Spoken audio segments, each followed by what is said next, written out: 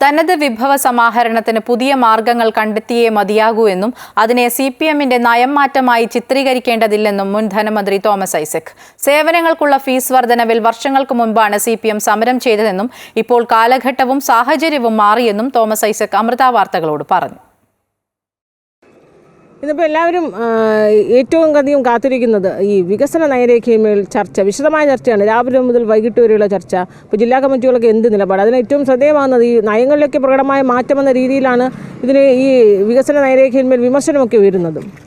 ഇത് ആ രീതിയിൽ വലിയൊരു പ്രകടമായ മാറ്റം തന്നെയാണ്. പ്രത്യേകിച്ച് ഈ പൊതുമേഖലയിൽ PPP മാതൃകയിൽ സ്വകാര്യ നിക്ഷേപമാകാമെന്ന് പറയുമ്പോൾ അത് വലിയ ഇത്രയും കാലം ഈ സ്വകാര്യ മേഖലയിൽ പൊതുമേഖലയിലെ സ്വകാര്യ നിക്ഷേപത്തെ എതിർത്തവരാണ് CPM. അതുകൊണ്ടാണ് ഇങ്ങനൊരു നയമാറ്റം വരുമ്പോൾ അതൊരു പ്രകടമായ മാറ്റത്തിലേക്ക് പോകുന്നു എന്ന രീതിയിൽ വിമർശനമൊക്കെ ഉണ്ടാകുന്നത്. പൊതുമേഖലയ്ക്കുള്ളിൽ സ്വകാര്യ നിക്ഷേപമല്ല, പക്ഷേ പൊതുമേഖലയുടെ ഒരുപാട് മിച്ചഭൂമിയായിട്ട് കിടപ്പുണ്ടെങ്കിലും ഉപയോഗിക്കാത്ത ഭൂമി വിനിയോഗിക്കുന്നതിന് അവിടെ MSME സെക്ടറിന് സ്ഥാനം കൊടുക്കുന്നതിൽ എന്താ തെറ്റ്? പൊതുമേഖലയുമായിട്ടുള്ള സംയുക്ത സംരംഭങ്ങൾ ആരംഭിക്കുന്നതിന് എന്താ തെറ്റ്? നിലവിലുള്ള പൊതുമേഖലാ സ്ഥാപനം സ്വകാര്യവൽക്കരിക്കാനൊന്നും യാതൊരു നിർദ്ദേശമില്ല. ഇത് തന്നെയല്ലേ കേന്ദ്രവും ചെയ്തുകൊണ്ടിരിക്കുന്നത്? BJP കേന്ദ്രം ചെയ്തുകൊണ്ടിരിക്കുന്നതെല്ലാം തൂക്കി വെക്കലാണ്. ഇപ്പോൾ ഏതാണ്ട് 50,000 കോടി രൂപയുടെ ഓഹരി വെച്ചാൽ വിറ്റുകൊണ്ടിരിക്കുന്നത് ഓരോ വർഷവും കേന്ദ്രത്തിന്. അപ്പോൾ ഇങ്ങനെ അങ്ങ് പോയാൽ പിന്നെ ബാക്കി അത് ഉണ്ടാവില്ല. വിറ്റ് കാശാക്കുക എന്നുള്ളതാണ് ഇന്നത്തെ ചിലവിന്. വിത്തെടുത്ത് കുത്തി ഉണ്ണ, എന്നിട്ട് കേമത്തെ അമ്പക്കും വിട്ടു നിൽക്കുക കേന്ദ്രം ചെയ്യണത്. ഈ നമുക്കിപ്പോൾ ആഭ്യന്തര വരുമാനം, കാരണം അടിസ്ഥാന സൗകര്യ വികസനം ഉയർത്തുക എന്നതൊരു ലക്ഷ്യം തന്നെയാണ്.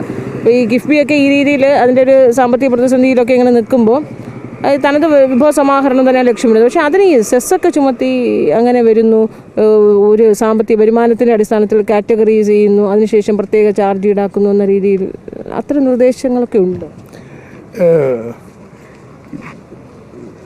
ഇങ്ങനെയുള്ള സൗജന്യങ്ങളൊക്കെ എല്ലാവർക്കും വേണ്ട.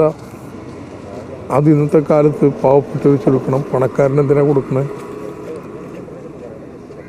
അതിൻ്റെ പ്രശ്നം പണക്കാരനാര് പാവപ്പെട്ടവനാര് എന്ന് വേർതിരിച്ചാനുള്ള ബുദ്ധിമുട്ട് വെച്ചിട്ടാണ് നമ്മൾ എതിർത്തുകൊണ്ടിരുന്നത്. അപ്പോൾ അവൻ്റെ പണക്കാരന് വെറുതെ കൊടുക്കണം എന്നല്ല പറഞ്ഞിരുന്നു. അപ്പോൾ അതിനുള്ള ഉറപ്പും സംവിധാനം ഉണ്ടാക്കിയിട്ടാകാം.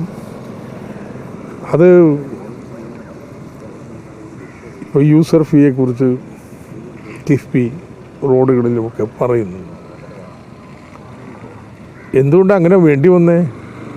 ഞങ്ങൾക്ക് ആഗ്രഹം ഉണ്ടായിട്ടില്ലെന്ന്, അല്ലാതെ ഈ കേന്ദ്രം സമ്മതിക്കത്തില്ല.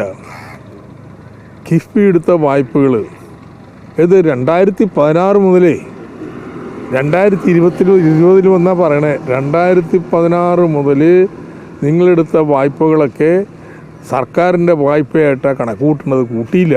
അതുകൊണ്ട് ഞങ്ങളിപ്പോൾ മുൻകാല പ്രാബല്യത്തോടെ അങ്ങനെ കണക്കെഴുതി നിങ്ങൾക്ക് അർഹമായിട്ടുള്ള വായ്പയിൽ നിന്ന് വെട്ടിക്കുറയ്ക്കാൻ പോകണമെന്നാണ്. ഓരോ വർഷവും ഒരു 10,000 കോടി രൂപയാണ് കേട്ടോ വായ്പ അർഹമായിട്ടുള്ള വെട്ടിക്കുറച്ചുകൊണ്ടിരിക്കുന്നത്. അപ്പോൾ അതിനുള്ള ബദൽ മരുന്നെന്താ? കേന്ദ്ര സർക്കാർ പറയണത് എല്ലാം സംസ്ഥാന ബഡ്ജറ്റിൽ നിന്നാണ് കൊടുക്കുന്നത്. അല്ല, ഇത് ആത്യന്തികമായിട്ട് ഒരുപക്ഷെ 70 വർഷം എടുത്തേക്കാം, അല്ലെങ്കിൽ 50 വർഷം എടുത്തേക്കാം. ഇതെല്ലാം ടോൾ വഴി സർക്കാരിന് കിട്ടും. അപ്പം അതുകൊണ്ട് സർക്കാരിൻ്റെ വായ്പയുടെ അടിസ്ഥാനത്തിലല്ല ഈ കാര്യങ്ങൾ നടക്കുന്നത്, സർക്കാരിൻ്റെ ധനസഹായത്തിൻ്റെ അടിസ്ഥാനത്തിലല്ല. ജനങ്ങളുടെ കയ്യിൽ നിന്ന് കൂടി ഒരു സംഭാവനയുണ്ട് എന്ന് കാണിച്ചേ പറ്റൂ. അപ്പോൾ സാധാരണ ഇങ്ങനെയുള്ള ടോൾ മോഡൽ എന്ന് പറഞ്ഞാൽ 20 വർഷത്തിനുള്ളിൽ മുടക്കിയ മുതൽ തിരിച്ചു കിട്ടണം. അപ്പോഴാണ് ഉയർന്ന റേറ്റൊക്കെ വരുന്നത്. നമ്മൾ 50 വർഷമോ 75 വർഷമോ കാരണം പിരിച്ച് പണം ഉണ്ടാക്കാനല്ല സർക്കാരിന്, മറിച്ച് കേന്ദ്രത്തോട് സുപ്രീം കോടതിയിൽ പോയി വാദിക്കാനാ. ഞങ്ങൾ ഇത് സംസ്ഥാന സർക്കാരിൻ്റെ ബഡ്ജറ്റിൽ നിന്നല്ല ഇതിൻ്റെ പണം, ഞങ്ങളിങ്ങനെ പിരിക്കുന്നവരാണ്. അതുകൊണ്ട് സംസ്ഥാന സർക്കാരിൻ്റെ വായ്പ വെട്ടിക്കുറക്കാൻ പാടില്ല എന്ന് പറയാൻ വേണ്ടിയിട്ടാണ്.